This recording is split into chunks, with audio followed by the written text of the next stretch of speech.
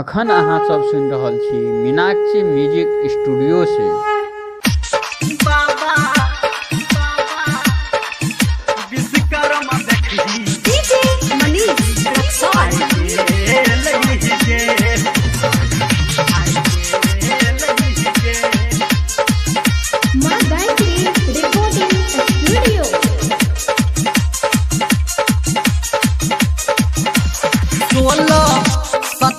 के दिन तक गे 16-17 के दिन तक गे बाबा विश्वकर्मा देखी आई गे बाबा विश्वकर्मा देखी आई गे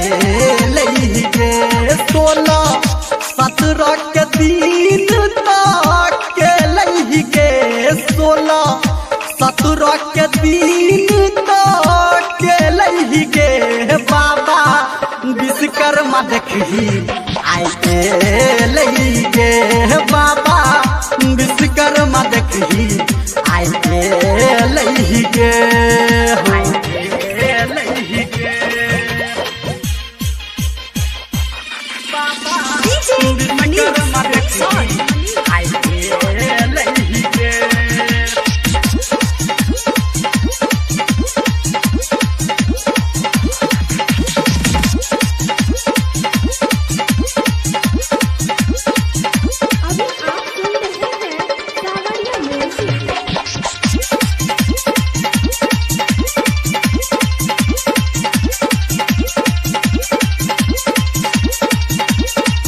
बनल पान डाल देखही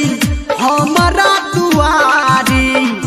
कटे एले बाबा हमर हाथी के सवारी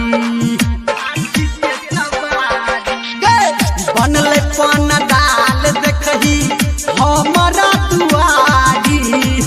कटे एले बाबा हमर हाथी के सवारी घोड़ा गाड़ी आ सफारी देखही बंद भेल गे घोड़ा गाड़ी आ सफारी देखही बंद भेल गे आ बाबा विश्वकर्मा देखही आई गे बाबा विश्वकर्मा देखही आई गे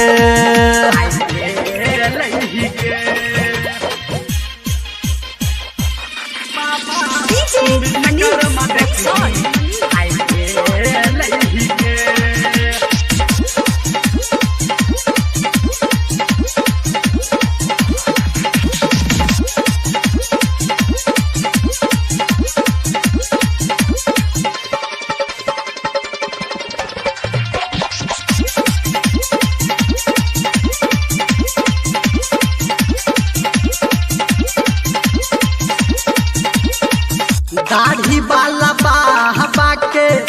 महिमा महान है एकरे कृपा से भैया दुनिया जहान है हे हो दाढ़ी वाला बाबा के महिमा महान है एकरे दया से भैया दुनिया जहान है देखो धर्मेंद्र संजय संग में गे हम देखो धर्मेंद्र गौतम संगे गे तब बाबा विश्वकर्मा देखी आई गे